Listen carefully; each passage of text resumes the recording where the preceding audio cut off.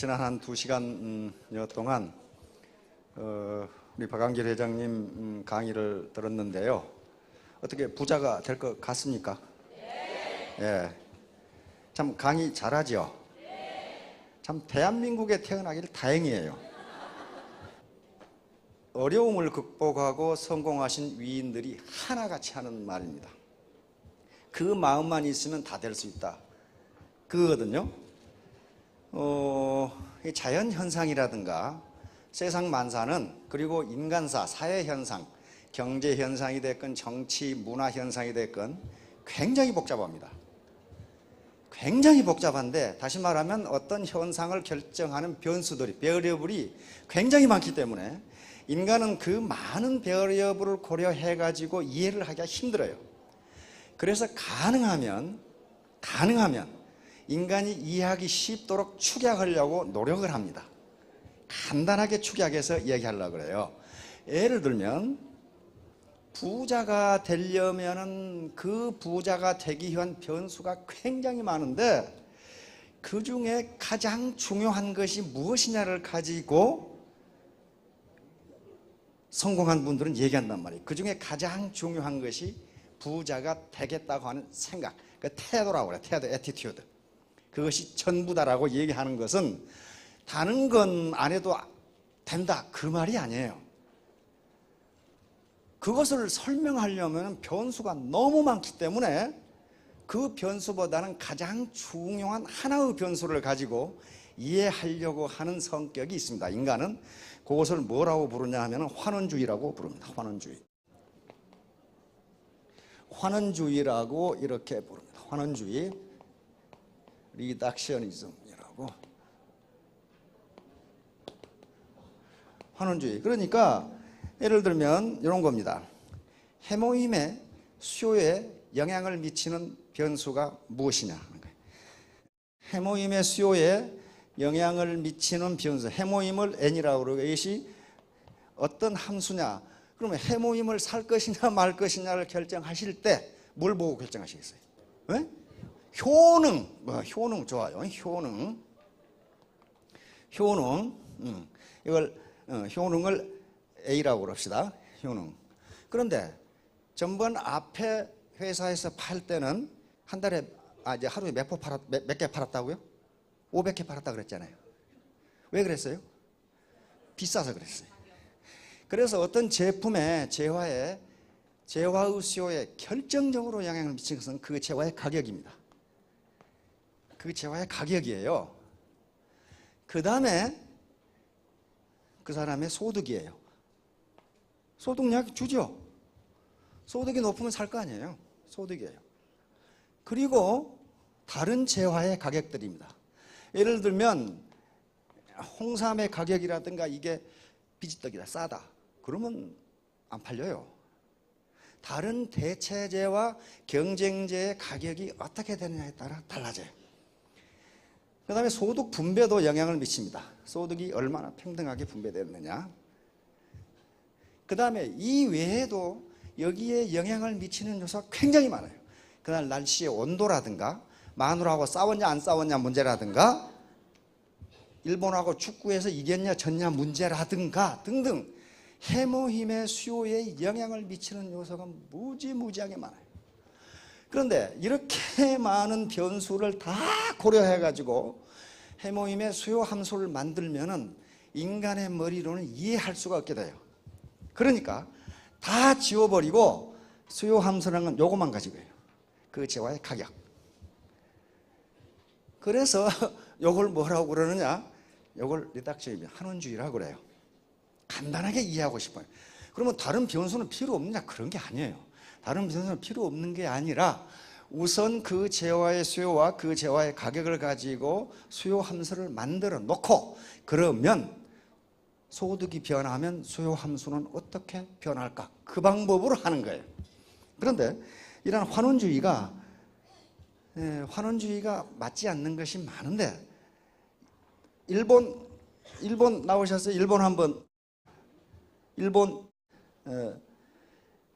세계에서 일본하고 한국이 가장 신봉하는 환원주의가 하나 있어요.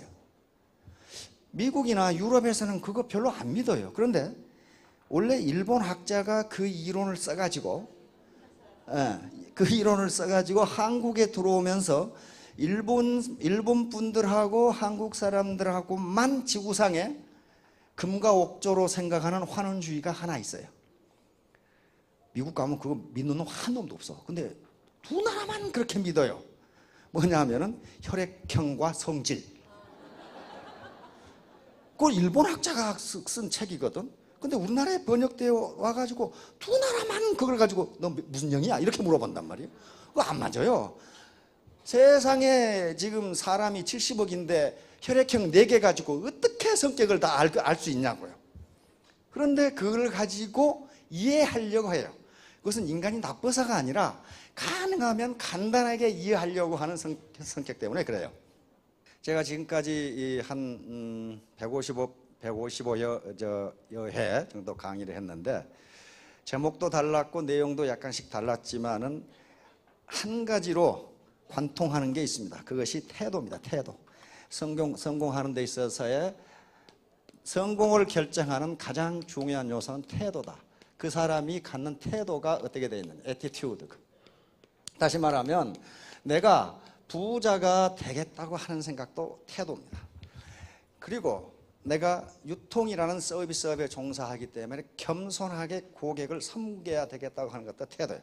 태도는 한마디로 마음가짐이라고 할 수 있는데요. 마음가짐. 이 마음가짐이 전부다. 마음가짐이 전부다. 이것은 마음 공부입니다. 마음 공부. 이게 되어 있지 않으면 아무리 테크닉, 그 다음에 애터미 시스템이 좋아도 자신의 태도가 되어 있지 않으면 그건 방법이 없어요. 태도는 자기 것이니까, 마음가짐은 자기 것이니까. 어떤 간절함, 내가 반드시 성공해야 되겠다는 간절함, 이것도 태도거든요.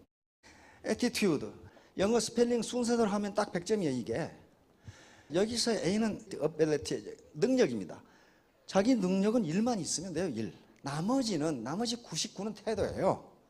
이건 누가 한 말이냐면요, 토마스 에디슨이 한 얘기거든요. 천재는 1%의 영감과 99%의 땀으로 이루어진다. 천재란 단지 자기가 목적하는 말을 끝까지 수행해내는 사람이다. 이렇게 얘기했단 말이에요. 그런데 지금 인류 역사상 가장 많은 발명을 한 사람이 토마스 에디슨입니다. 그런데 에디슨의 어떤 기록을 봐도 그 사람이 머리가 좋다는 말은 한마디도 없어요. 머리가 무지하게 나빴거든. 그런데 그 집념이에요. 집념. 태도란 말이에요. 에디슨이 학교 몇 개월 다녔어요? 1학년도 안 다니고 3개월 다녔어요. 3개월 다니고 쫓겨났어요. 그 선생님이 에디슨 엄마를 불러가지고 나는 세상에 내가 교사 생활을 오래 했지만 이렇게 멍청한 놈은 처음 봤다고 그랬거든요. 이렇게 멍청한 놈은 처음 봤다고 그랬어요. 왜냐하면 선생님이 불과 물은 다르다고 그랬거든요. 불과 물은 반대다. 그러니까 에디슨이 손 들고 일어나가지고 뜨거운 물도 뜨겁고 불도 뜨거운데 왜 반대냐고 질문을 했거든. 그러니까 이렇게 멍청한 놈은 처음 봤다고 그랬어요. 그런데 에디슨 엄마가 와가지고 선생님한테 항의를 했어요. 나는 그렇게 생각하지 않는다. 당신이 뭔가 잘못 본 거다. 나는 우리 애가 똑똑하다고 생각한다. 그런데 에디슨이 자서전에다가 그 순간을 적어놨어요. 그 순간을 적어놨어. 뭐라고 적어놨냐면 나는 평생 실망시켜 드려서는 안 될 분을 갖게 되었다. 이렇게 돼 있어요. 나는 평생 실망시켜 드려서는 안 될 분을 갖게 되었다. 어머니가 자기를 그렇게 인정하는데 어머니를 실망시키지 않아야 되겠다고 생각했단 말이에요. 그게 뭐예요? 간절한 마음이에요. 내가 반드시 성공을 해야 어머니한테 실망을 안 줄 거 아니에요. 어빌리티, 자기 능력은 일밖에 되질 않아요. 우리 애터미 사업도 자기 능력은 일입니다. 내가 다 하겠다고 생각하면 안 돼요. 두 번째가 트러스트, 신뢰란 말이에요. 신뢰 굉장히 중요합니다. 그렇죠? 신뢰. 믿음을 줘야 되고, 그 다음에 팀워크 중요하죠. 인테그리티, 성실과 정직입니다. 인테그리티는 두 가지 뜻을 다 가지고 있죠. 그 다음에 템포는 절제. 그리고 유나이티드, 이게 가장 중요해. 유나이티드 하트. 여기 있죠? 유나이티드 하트. 합심에 재심 합력하는 거. 이게 가장 중요하단 말이에요. 능력보다 훨씬 중요해요. 그리고 딜리전스, 근면. 동석 고금을 막론하고 게으른 사람이 부자 된 적은 한 번도 없어요. 그리고 마지막 에티켓입니다. 겸손의 에티켓은요, 예절을 지키는 건데 겸손해서 나아요. 그래서 요 태도입니다. 이렇게 하면은 이게 올이 되고 애터미 피플이 되고 신사숙녀가 돼서 100점 만점, 다시 말하면 정승처럼 사시게 된다 그 말이에요. 여러분들이 지금 여기에 올라와신 분들을 추월할 수는 없어요. 그러나 어떻게 됩니까? 어떻게 된다고요? 같아져요. 만나요. 만나게 돼 있어요. 만약에 계속적으로 수당이 올라가게 돼 있다. 그러면 앞에 온 사람을 쫓아갈 수가 없어요.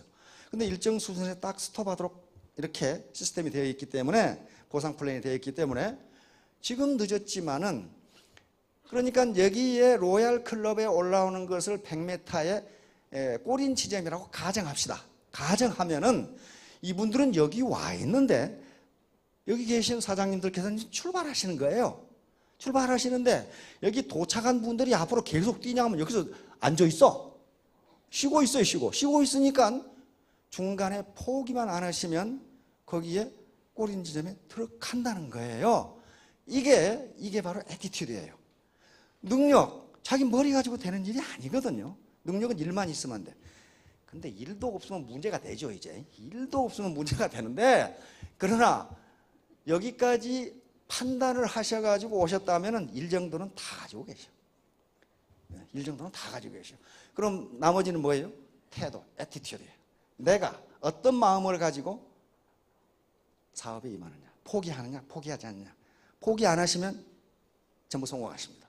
자, 그렇기 때문에 그러면 네트워크에 성공하기 위해서 한 요건이 단순 노출 효과라고 하는 이 효과입니다. 단순 노출이니까 무슨 의도를 가지고 노출하는 게 아닙니다. 의도를 가지고 노출하는 게 아니고 단순 노출이에요. 이 말이 무슨, 이게 심리학 용어입니다. 심리학에서 반복적으로 계속 노출되면 그 사람에 대해서 호감을 갖는다는 이론입니다. 그래, 어떤 현상에 대해서 계속 노출하면 거기에 대해서 호감을 갖는다. 이제 심리학자들이 이걸 가지고 실험을 하기 시작했는데, 사람에 대해서만 그렇게 되는 것이 아니고, 미국 사람들이 한자 단어는 한자를 몰라요. 그래서 한자에 대해서도 한자를 계속 보여줬더니 그 한자를 좋아하게 되더라는 거예요. 그림도 그렇고 소리도 그렇고 동물도 그렇고 모든 것을 몇 번 봤느냐에 따라서 좋아하신다. 자, 이분이에요. 자이언스라는 분인데 헝가리계 미국인입니다. 단순 노출이에요. 전혀 모르는 아가씨 사진 12장을 가지고 어떤 아가씨는 한 번도 안 보여주고, 어떤 아가씨는 한 번, 두 번, 그 다음에 저기는 5번, 10번, 25회 보여주고, 5번 보여주고, 이건 대학생들을 지금 대상으로 실험하는 겁니다. 나중에 시간이 지난 다음에 그 사진 12장을 놔두고 누가 가장 매력 있냐 이렇게 했더니 가장 많이 노출한 아가씨가 가장 매력 있다고 나왔다 이 말이에요. 한 번도 안 본 아가씨는 가장 매력 없다고 나왔다. 그러면 실제로 매력이 그렇게 되냐? 그런 건 아니라는 거예요. 그런 건 아닌데 단순 노출이에요. 그러니까 사람 얼굴을 한 번 볼 때, 두 번 볼 때, 25번 봐버리면 벌써 정이 든다. 정이 든다. 그래서 자이언스 교수가 그럼 사람만 그러는가 하고 또 실험을 했어요. 다각형 노출 실험을 했는데, 그냥 뭐 교수니까 이런 PPT를 만들어 가지고 PPT가 넘어가잖아요. 넘어가는데 그 1페이지에서 2페이지로 넘어가는데 그 사이에다가 다각형, 뭐 육각형이든 삼각형을 집어넣었어요. 그런데 그것이 지나가는 속도가 1000분의 1초. 1000분의 1초니까 그 모양을 볼 수가 없어요. 이걸 5번을 했단 말이에요. 5번. 5번을 하고 나서 학기가 끝난 다음에 그 순간적으로 지나간 다각형 모양이 어떻게 됐느냐. 네가 본 다각형하고 보지 않은 다각형하고 조사를 했더니 48대 50이 거의 같아요. 그러니까 다각형의 모양을 기억을 못해. 1000분의 1초만 지나가 버렸는데 어떻게 기억을 하겠어요. 그런데 그러면 어느 것이 더 좋으냐 그랬더니 20% 차이가 났어. 뭔지는 모르겠는데 시간 중에 1000분의 1초 동안 봤던 다각형을 자기는 더 좋다고 생각한다는 게 60%가 나왔단 말이에요. 단 1000분의 1초를 봤는데, 자, 이렇게 되니까 다음과 같은 결론을 얻습니다. 자, 사람은 낯선 사람을 대할 때 공격적이고 냉담하고 비판적이 된다. 부산에서 서울까지 고속버스를 타고 오는데 옆에 앉은 놈하고 수원 올 때까지 말도 안 해. 말도 안 해. 그러다가 우연히 그 녀석이 전화하는 걸 들어보니까 자기 친구 동생이야.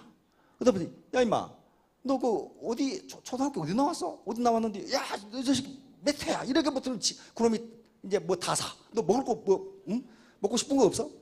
다시 말하면 처음 본 사람에 대해서는 방어를 하고 그 사람이 적대감을 갖게 돼요. 이건 무엇 때문에 그러냐? 사람이 나빠서 그런 게 아니고 인간의 생존 본능 속에 그것이 들어있답니다. 자기가 익숙하지 않은 어떤 물체나 사람에 대해서는 이 녀석이 나에게 생명의 위협 또는 어떤 손해를 끼치지 않을까 해서 방어적 태도를 취하는 거예요. 낯선 사람에 대해서는 별로 좋아하지 않아요. 그러다가 누군가를 만나면 만날수록 좋아하게 된다. 여기 처녀 총각은 별로 없는 것 같은데 혹시 총각 중에 이웃집 처녀가 지금 마음에 드는데 꽁꽁 앓지 말고 단순 노출 탁 지키고 있다가 그 처녀가 밖에 나가면 자기도 나가서 우연히 만난 것처럼 이렇게 해가지고 자꾸 노출하면 좋아져. 아가씨도 마찬가지예요. 또 40대 이 중년 신사분들도 혹시 마음에 드는 누군가가 있으면 아주 우연히 만난 것처럼 이렇게 가서 자꾸 만나면 정이 들도록 돼 있어요. 이게 심리학적으로 왜냐하면 처음엔 낯설을 때는 저 사람이 나에게 무슨 위해를 가하지 않을까 해서 경계를 하는데 자꾸 만나보니까 사람이 괜찮은 사람 같거든. 그래서 점점 가까워진다는 거예요. 자, 세 번째는 사람은 상대의 인간적 측면을 알았을 때 더 깊은 호의를 갖는다. 인간적 측면이라는 것은 여기서 그 사람이 성격이 좋으냐 나쁘냐 뿐만 아니고 나하고 유사점이 있다. 그런 거야. 유사점이 있다. 그래서 처녀 총각도 상대방이 내 마음에 들면은 저 아가씨가 좋아하는 게 뭔고 아이스 아메리카노를 좋아하는지 아이스크림을 좋아하는지를 알아서 우연히 만나서 뭔가를 시킬 때 나도 그거 좋아하는데 그러면 공통점이 생긴다 이 말이야.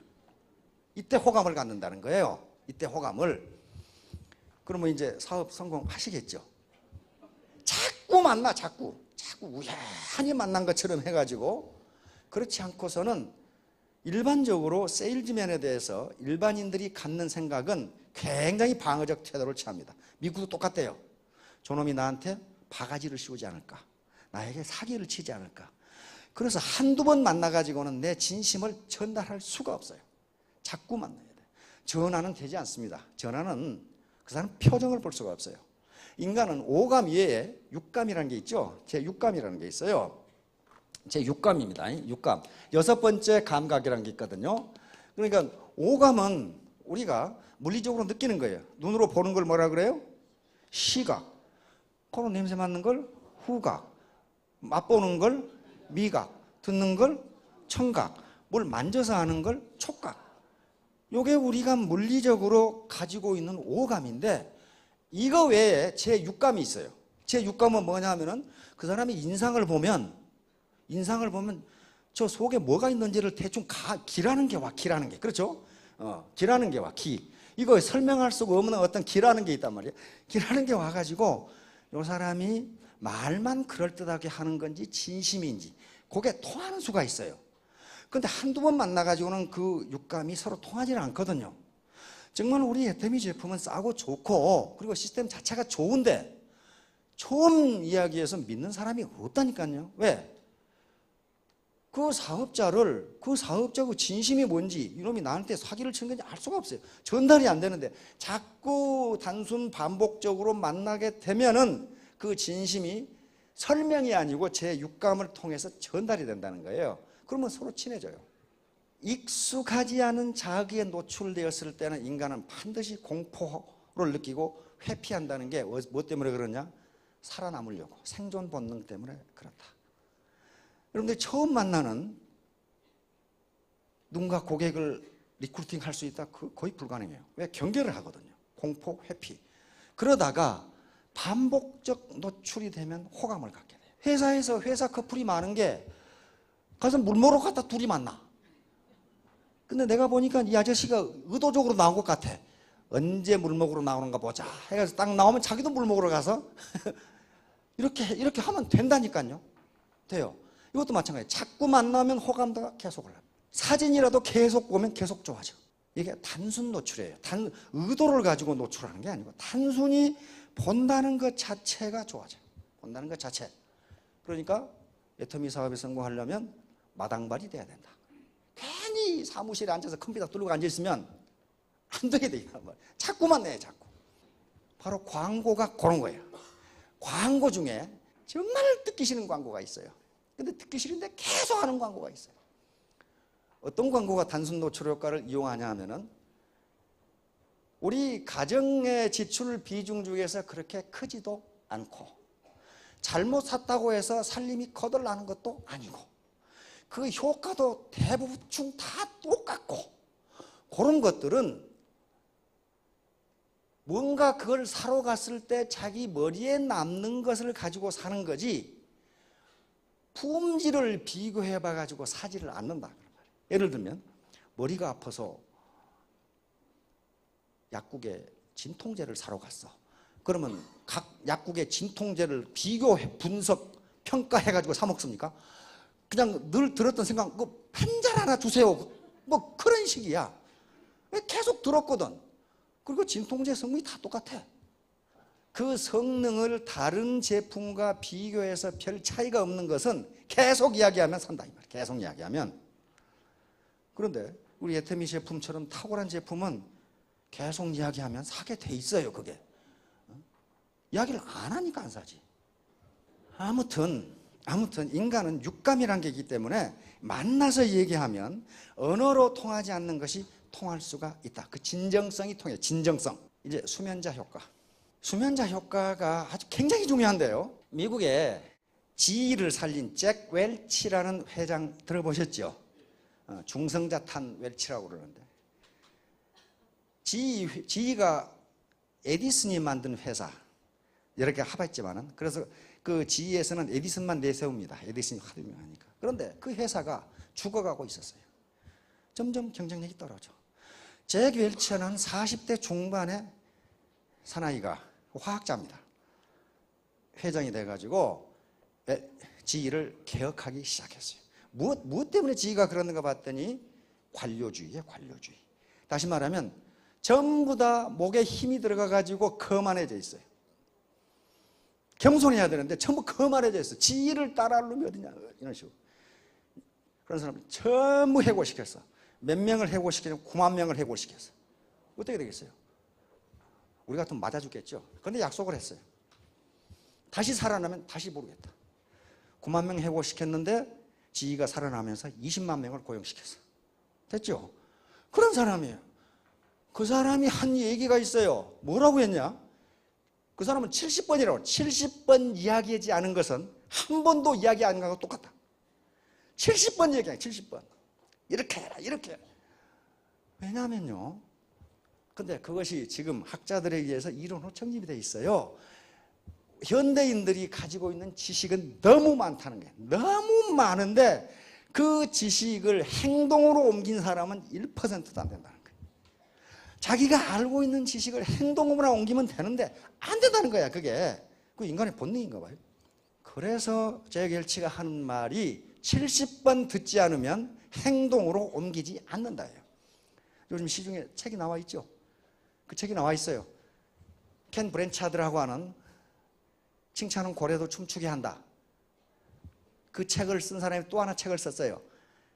No can do. 제목은 그건데 아는 것은 실천할 수 있다야. 있는데 근데 번역은 그렇게 안 되어 있어요. 춤추는 고래의 실천 그랬어요. 그 책에는 고래도 없고 춤도 아무것도 없어요.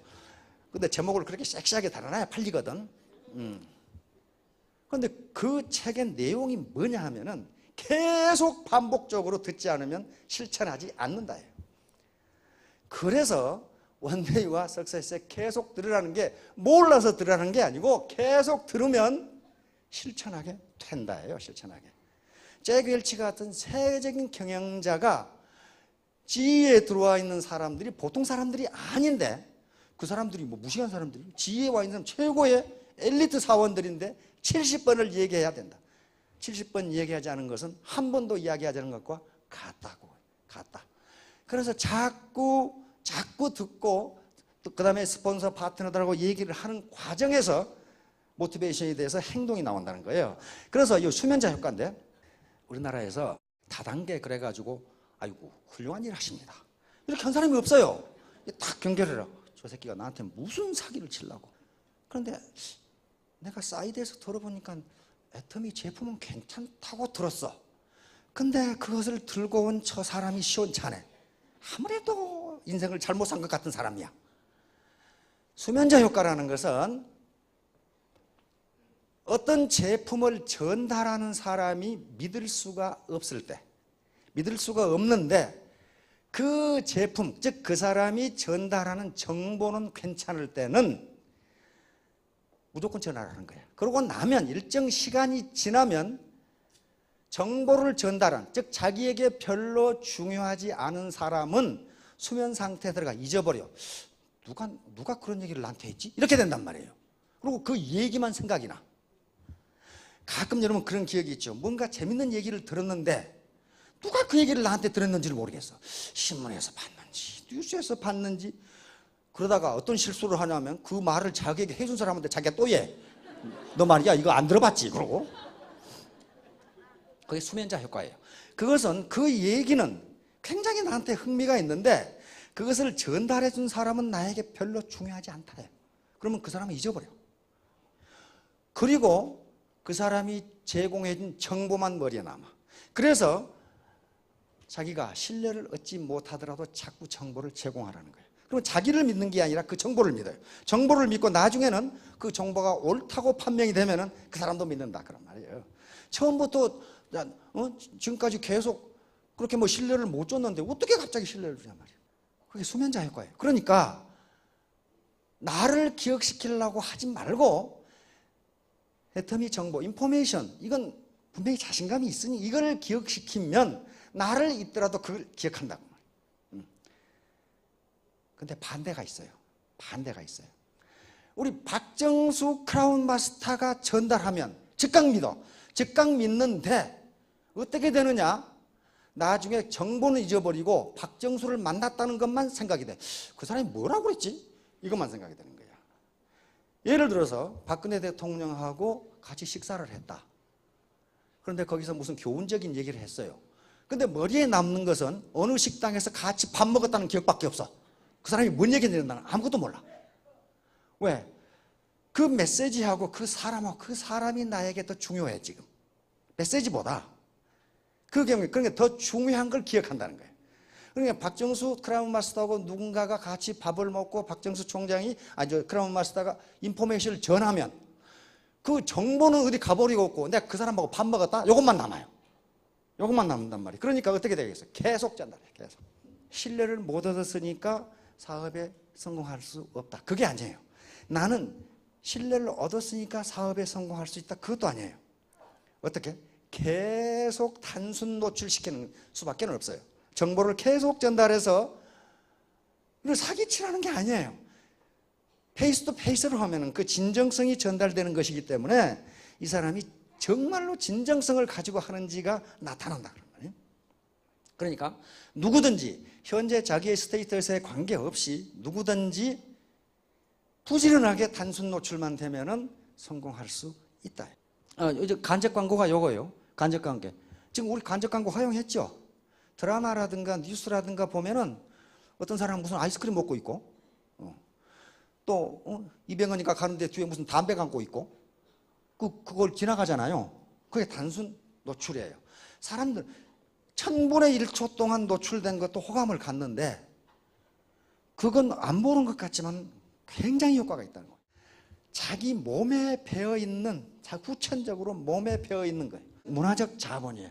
한 개인이, 인간이 태어나서 성장해오는 과정에서 자신도 모르게 몸에 밴 습관, 가치관, 기질, 기대, 행동, 양식. 그러니까 그 사람의 행동 양식을 보면은 이 사람이 앞으로 어떻게 행동할 것이라 하는 것이 나타나요. 그런데 지금까지는 어차피 전부 다 환경이 다르기 때문에 전부 다른 아비투스를 가지고 있어요. 아비투스, 예를 들면 자기 마누라가 요리사 출신이라도 자기 엄마 밥이 더 맛있어. 엄마 반찬이 더 맛있어요.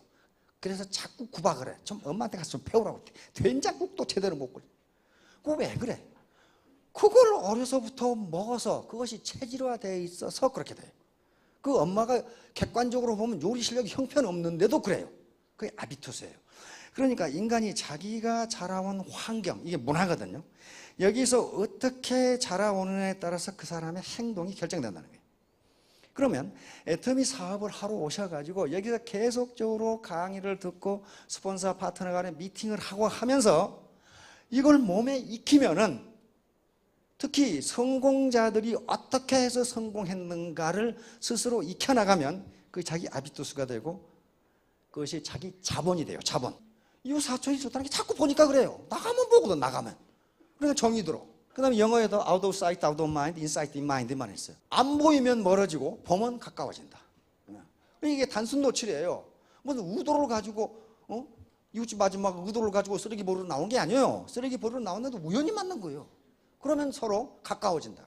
이게 문화자본인데, 문화자본, 다시 말하면 여기에 내 몸에 배어있는 매너, 말투, 이런 것들이 이제 자기 몸에 배어있는 거고, 객관적 상태, 다시 말하면 내가 좋은 책을 가지고 있다, 좋은 악기를 가지고 있다, 좋은 피아노를 가지고 있다, 요걸 나는 좋은 그림을 가지고 있다, 그런데 나는 이 그림을 감상할 줄 안다, 이런 것들이 객관적 상태의 문화자본. 세 번째는 이게 제도화된 상태의 문화자본인데, 이런 것들은 내가 학위를 가지고 있다, 하버드를 나왔다, 나는 의사 자격증이 있다, 변호사 자격증이 있다, 이런 것은 하나의 자본이에요. 이런 문화자본들이 뭐하고 연결되느냐면 사회자본하고 연결돼요. 사회자본은 굉장히 구성하는 요소가 많은데, 사회자본의 대표적인 것이 네트워크입니다. 네트워크. 내가 누구하고 관계를 가지고 살아가느냐예요. 예를 들면 여러분 가끔 뉴스나 신문지상에 매스컴에 그런 거 나오죠. 누구누구는 전화 한 통화, 누구누구 변호사는 전화 한 통화하고 1억 받았다. 그 말 나오죠. 그거 왜 그러겠어요? 그만큼 전화 한 통화를 해도 1억의 가치가 있는 네트워크를 가지고 있다, 그런 말이에요. 네트워크를. 그 네트워크예요. 모든 인간은 네트워크를 가지고 살아가고 있습니다. 네트워크를 가지고 살아가고 있는데 그 네트워크의 사이즈와 그 네트워크의 퀄리티가 달라요. 정말. 퀄리티가 다르다고요. 어떤 사람하고 네트워크를 형성하고 있느냐에 따라서 내 경제적인 소득이 어떻게 되느냐가 결정된다. 그러면 그 네트워크를 형성하는데 지금부터 이제 문제는 네트워크인데요. 여기서 이제 이렇게 많은 파트너, 그 다음에 이 스폰서하고 만나가지고 계속적으로 자기 문화 자본의 수준을 높여가야 돼요. 앞에서 말하는 애티튜드라는 게 있잖아요. 트러스트. 어떻게 나를 신뢰하게 할 것이냐. 신뢰하게 할 것이냐. 그렇죠? 팀워크. 내가 어떻게 팀워크를 유지할 것이냐. 인테그리티. 어떻게 내가 성실하고 정직하다는 걸 알릴 것이냐. 템퍼런스. 내가 절제하고 절도 있는 사람이다. 약속도 잘 지킨다. 딜리전스. 난 부지런한 사람이다. 에티켓도 지킨다. 유나이티드 하트. 나만 똑똑하다고 생각하지 않고 다 화합한다. 이게 이제 자기 문화자본이고 이게 네트워크를 키워나가는 거예요. 네트워크를. 이 네트워크를 키우지 않으면요, 결코 성공할 수가 없어요. 결국 성공은 어디에 달려있냐면요, 자본에 달려있는데, 자본의 크기에 달려있는데, 이 자본이에요. 자본은 생산성이니까 자본 캐피탈인데요, 이 자본의 크기에 달려있는데, 자본은 크게 경제자본, 문화자본, 사회자본 이렇게 나눕니다. 그리고 상징자본 이렇게 나눠요. 경제자본은 내 땅이 얼마냐, 지금 현금이 얼마 있냐, 주식이 얼마 가지고 있냐, 빌딩은 얼마, 요거 한 30억 가지신 분은 여기 이거 안 하셔도 되죠. 그거 경제자본이에요. 어르신 지금 120세까지 사시려면 한 30억 필요하시겠죠. 30억 없으시죠. 그렇단 말이에요. 이게 경제자본이 없는 거예요. 지금 경제자본을 지금 만드셔야 돼. 그렇잖아요? 문화자본도 그 만들기가 쉽지 않아요. 왜? 지금 서울대학을 갈까요? 하버드를 갈까요? 지금 어떻게 할 거예요? 변호사 시험 본다? 그거 다 공부하다 죽어요. 그러니까 안 하는 게 나아. 그렇죠? 그러니까 지금 어떤 문화자본도 키우는 게 쉽지가 않아요. 그렇다면 여기 와서 공짜로 문화자본을 키우면서 공짜로 소셜 네트워크, 다시 말하면 사회자본을 키울 수밖에 없어요. 사회자본을 이 많은 사람과 네트워크를 형성한다는 게 사회자본이에요. 그게 자본이에요, 자본. 자본이 없으면 생산성이 없어요. 피에르 브리디라는 사람이 왜 이걸 연구를 했냐면은 서구 같은 사회는요, 세금이 엄청나게 높아요. 50% 이상이죠. 덴마크가 보니까 53%입니다. 그렇게 높아. 그래서 도저히 경제 자본의 세습이 이루어지기가 어려운데 어떻게 부자들이 부자인가? 어떻게 귀족아들이 귀족으로 계속 사는가? 이걸 연구하다가 이걸 찾아낸 거예요. 그런데 그 사람들은 경제자본을 상속해 주는 게 아니고 문화자본과 사회자본을 상속해 주더라 그런 말이에요. 돈이 되는 문화자본과 사회자본을 상속해 주면 그 자식이 이 아들이나 자식들한테 경제자본을 물려주지 않아도 그놈이 많은 돈을 벌더라 그런 말이에요 지금. 그 소셜 네트워크가 전부 어퍼클래스 네트워크를 가지고 있으니까, 그리고 좋은 대학 나와서 좋은 학위 가지고 있으니까 그렇게 되더라 이거예요. 그럼 우리는 지금 그걸 시작할 수는 없어요. 그러나 여기서 애텀이라는 공동체를 통해서 문화자본을 늘리면서 소셜 네트워크를 키워나갈 수가 있어요. 그 방법밖에 없어요. 지금 뭐 복권 당첨된다, 아주 그 확률이 무지무지 낮은 겁니다 그거. 자, 이게 상징자본인데, 상징자본은요 이분들이 가장 큰 상징자본을 가지고 있어요. 이분들 얼굴 보시면 아시겠죠? 마더 테레사가 무슨 기업이 있습니까? 돈이 있습니까? 무슨 뭐 직책이 있습니까? 자기 군대가 있습니까? 그런데 이분의 말씀은 뭐가 있어요? 영향력이 있죠. 상징성이 굉장히 강한 분이란 말이에요. 강한 분이에요. 근데 우리가 그것을 어떻게 갖겠어요 지금? 가질 수가 있어요. 가장 전형적인 예가 크라운 박이에요. 로얄 박일 때와 크라운 박일 때 저분이 나타났을 때 모여드는 청중의 숫자가 달라. 갑자기 사람이 변한 것도 아닌데 뭐가 달라졌어요? 상징이 달라진, 심볼이 달라진 거예요. 그러면 여기 계시는 분들이 로얄이 되고 크라운이 되면은 상징 자본을 갖게 돼요. 저분이 저 정도 됐을 때는 굉장한 분일 거다 이렇게 생각한단 말이에요. 굉장한 분이거든. 얼마나 큰 노력을 했겠어요. 그래서 상징 자본을 키울 수가 있어요. 근데 아까 심리학 용어가 나왔으니까 심리학에 자기중심적 편파라는 심리학 용어가 있습니다. 편파. 이게 이고센트릭 바이어스라고 하는 건데, 다시 말하면 자기 일에 대해서는 잘 알아. 근데 다른 사람 일에 대해서는 잘 몰라. 박정수 크라운을 보니까 맨날 옷 잘 입고 아름답게 웃고만 있는 것 같은데 저 사람은 노력도 안 하고 회사에서 봐줬는가 보다 그렇게 생각한단 말이에요. 왜냐하면 저분이 그렇게 고생해온 과정에 대해서는 본 적이 없어. 본 적이 없고 현재 상태만 봐. 현재 상태만 보고 자기는 자기 신세를 생각하니 체량하기 짝이 없어. 나는 이렇게 고생해도 안 되는데 저분은 겉에 보니까 맨날 놀기만 하는데 저렇게 됐고, 다른 사람은 현재 성공한 모습만 보이지만 자기는 고생한 생각만 나. 그러니까 자기중심적으로 생각해서 나만 고생한다. 그렇게 나만 고생한다. 이것도 학자들이 많은 실험을 했는데 미국의 프로농구팀의 심리학자들이 조사를 했어요. 프로농구팀에 처음 조사를 했더니 이 농구팀에 제일 기여하는 사람이 누구라고 생각하느냐 그랬더니 농구 선수 100%가 나 내가 가장 기여하는데 저 자식이 연봉은 더 많다 이렇게 하는 거예요. 그러니까 자기가 현재 고생하는 것은 아는데 그 스타 플레이어가 그렇게 되기 위해서 얼마나 훈련을 하고 고생한 것은 본 적이 없거든. 본 적이 없고 현재 연봉만 보이거든. 그러니까 어떻게 그렇게 조사가 됐는지 농구팀의 선수를 전부 자기가 팀 공헌도 1등이라고 적어냈다.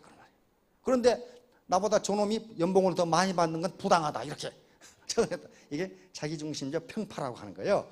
그러니까 여기 계시는 분들이 오늘 지금 직급자 많이 나오셨는데 저분들이 현재 모르는 분들은 저 직급만 보이지만은 저기에 올라가기 위해서 얼마나 노력했는가는 보이지가 않아요. 보이지가 않으니까 나도 저렇게 해야 되겠다는 생각을 못하고 저놈은 누군가 봐줬는가 보다. 스폰서가 좀 쳐줬는 모양이지. 이렇게 생각할 수 있단 말이에요. 그게 아니라는 거예요. 자, 인간을 비롯한 모든 생명체의 바로 생존 본능이 처음 만난 사람은 경계한다. 개하고 고양이하고는요, 만나면 싸워. 만나면 싸우는데 이 두 놈은 뭐 하고 있어요, 지금? 요 두 놈은 처음 본 거예요. 그러니까 싸우는 거예요, 지금. 근데 이 녀석들은 계속 지금까지 여러 번 보니까 친해졌어요. 그 다음에 고양이하고 닭도요, 고양이가 닭만 보면 쫓아. 근데 요 두 놈은 친하잖아요, 지금. 자꾸 본 거예요, 지금 뭔가. 호랑이하고 토끼는 더 하지요. 어떻게 호랑이하고 토끼하고 이렇게 장난치고 놀고 있냔 말이에요. 요건 자꾸 봤다는 거예요, 어려서부터. 자꾸 보니까 친해졌어요. 요놈하고 요놈하고 호랑이하고 지금 토끼하고. 개하고 원숭이는 만나면 싸워요. 견원지간이라고 그러죠. 근데 이 자식은 업고 가고 있어. 그렇죠? 이러면 이 원숭이는 개 끌어안고 있어요. 요놈들은 자꾸 본 거예요, 지금. 자꾸 보니까 상대가 나를 해치지 않는다는 걸 알게 된 거예요. 닭하고 개, 마찬가지죠. 닭하고 개. 닭이 개를 품고 있잖아요. 자, 여기서 결론을 맺도록 하겠습니다. 단순 노출. 어떤 센터나 자기 집에 앉아가지고 이 녀석이 내가 하라면 할까 말까 그거 생각 마세요. 그 골치 아픈 거예요. 가서 만나 무조건. 자꾸 만나다 보면은 가까워진다. 그러면서 상대방은 세일즈맨에 대해서 경계를 풀게 돼요. 아, 저 녀석이 나를 해치려고 나에게 손해를 끼치려고 하는 것이 아니로구나. 그리고 자꾸 얘기하다 보면 제 육감이라는 것이 있다고 그랬죠. 진정성이 느껴지면 받아들여요. 그리고 잊지 마셔야 될 것은 수면자 효과입니다. 슬리퍼 이펙트라고 하는 건데, 수면자 효과. 어떤 사람이 어떤 정보를 전달할 때 그 정보를 전달하는 매체, 사람이란 매체가 신뢰성이 없으면 얼른 받아들이지는 않는데 일정 시간이 지나면 신뢰성이 없는 전달자는 잊어버리고 강한 메시지만 남는다. 강한 메시지만 남아요. 왜 애터미의 메시지가 강하냐 하면 그것이 진실이기 때문에 그래요. 진실은 강하거든요.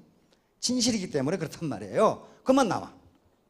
그래서 결국은 그 사람이 이걸 누가 나한테 전달했지? 이렇게 된다. 생각은 안 나니까. 그러다 결국 계속 그 사람을 결국 만나게 되고 그 사람 좋아하게 된단 말이에요. 그런데 굉장히 신뢰성이 있는 사람이 전달하면 즉각 효과가 있는데 나중에는 메시지는 잃어버리고 그 사람만 생각이 나. 그 사람이 나한테 뭐라 그랬지? 이것만 생각난단 말이에요. 그러니까 신뢰성이 있는 분이건, 즉 소셜 캐리어가 지금까지 사회적 캐리어가 굉장히 좋았던 분이건 또는 지금까지 실패만 했던 분이건 방법은 동일합니다. 계속 단순 노출해가지고 메시지를 전달하는 수밖에 없어요. 수면자 효과가 작용하니까 그렇단 말이에요. 그것만 하고 그러면 그 애티튜드인데 그 태도가 99%다. 두뇌, 어빌리티, 이 영감 또는 두뇌 또는 머리는 능력은 1%밖에 안 된다. 자, 여기 계시는 분들 여기까지 오셨다면은 머리 1%는 충분히 됩니다. 그렇죠? 우리 정주영 회장님이 말씀하신 명언 한마디 하고 끝내겠습니다. 머리는 쓰라고 얹어놓은 것이다. 네, 모두 큰 부자가 되시기 바랍니다. 감사합니다.